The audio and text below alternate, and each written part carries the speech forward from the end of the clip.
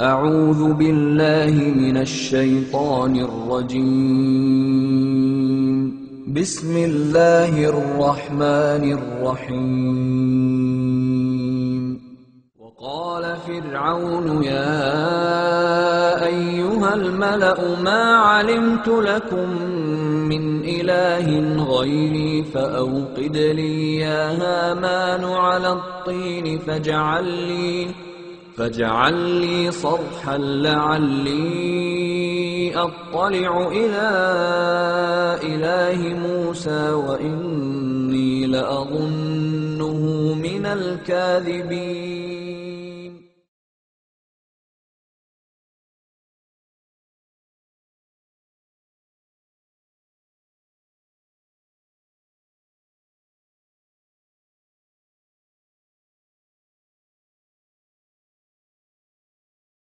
Over 3 successive days, beginning on April 8th, the book was channeled through Crowley while in a trance. This snake spirit begins the revelation by telling man that he is a god, by telling man that he is a god, by telling man that he is a god.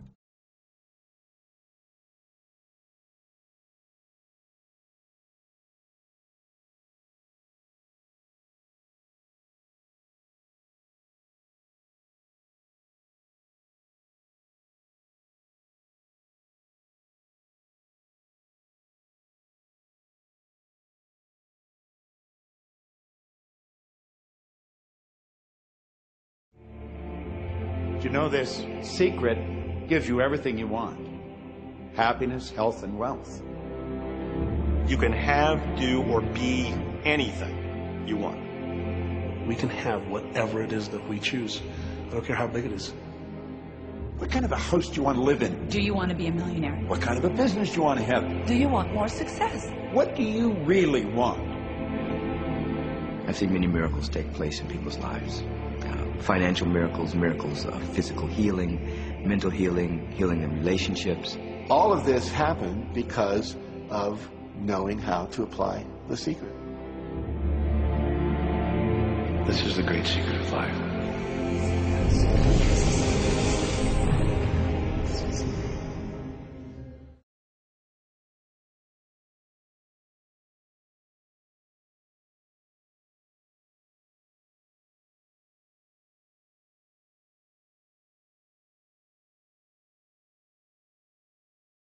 Il y a notamment des physiciens, des médecins qui donnent un point de vue positif là-dessus, en soutenant qu'à certains égards, il y a même un fondement scientifique à cette loi.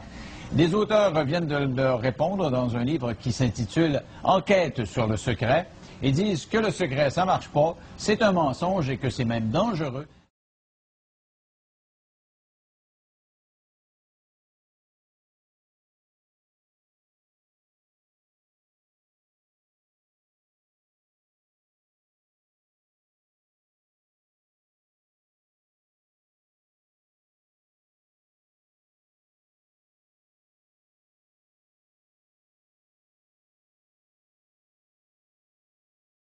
Yoga goes all the way back to the Hindu who is called Yogeshvara, meaning Lord of Yoga.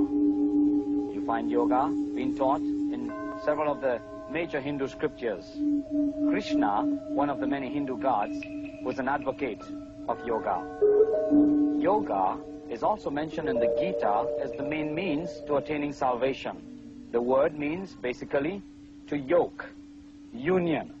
The goal of the Hindu is to be yoked with Brahman. Brahman is the Hindu concept of God, the all or the absolute.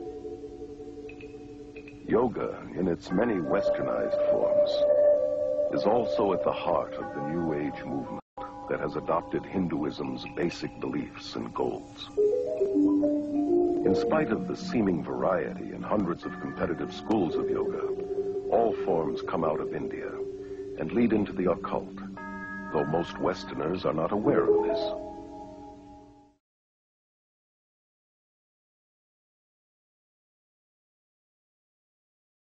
Why are we seeing millions of people embracing yoga and practices that for millennia have been recognized as the foundational parts and practices of shamans and witches and mediums and psychics and spiritualists and the mystery religions.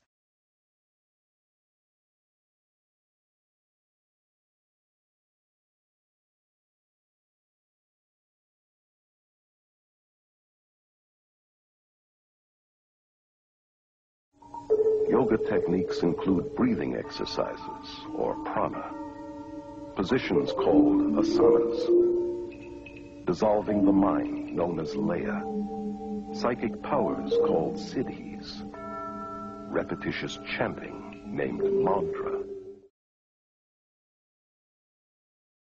Another word for mantra is charm, or to cast a spell, if you will.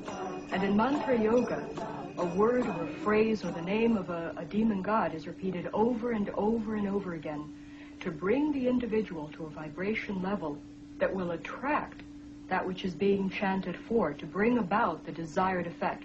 It's exactly what the white witches and magicians, so-called, use in the casting of their spells. And deliberately cultivating black magic, known as tantra.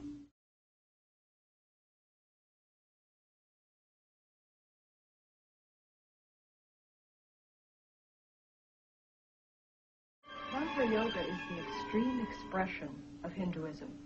If you will, it's the black and so-called white magic in which the Shakti, the Kundalini force, is aroused, the psychic powers that accompany it are in full bloom, and the individual, depending on his personal preference, can channel this force either into the black magic, which includes rites of meditating upon severed heads, human heads in India, and eating bits of flesh and the unconsumed parts of the cremation rites and other practices, horrifying practices.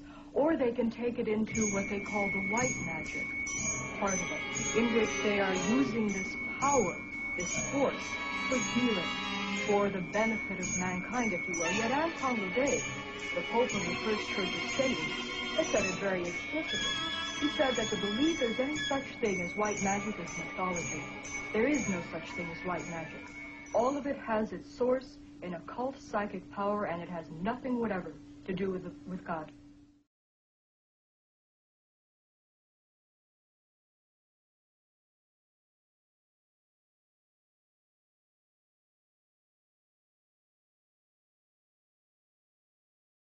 This is the significance of the altered state of consciousness reached in yoga and other forms of Eastern meditation.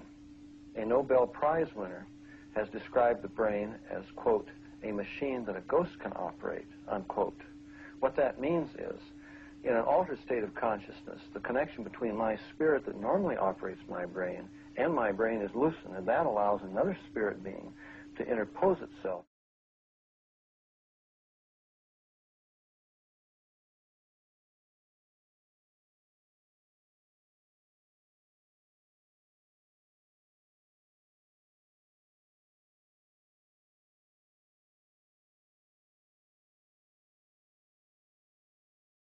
Let's use this metaphor. If you think about Aladdin and his lamp, you've probably heard of that one.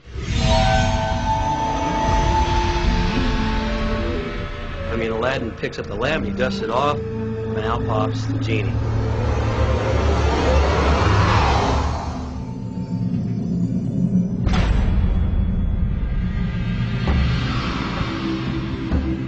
And the genie always says one thing. Your wish is my command. You know, the universe is this great genie, and your conscious mind is Aladdin. It formulates the intention of what you choose for your life.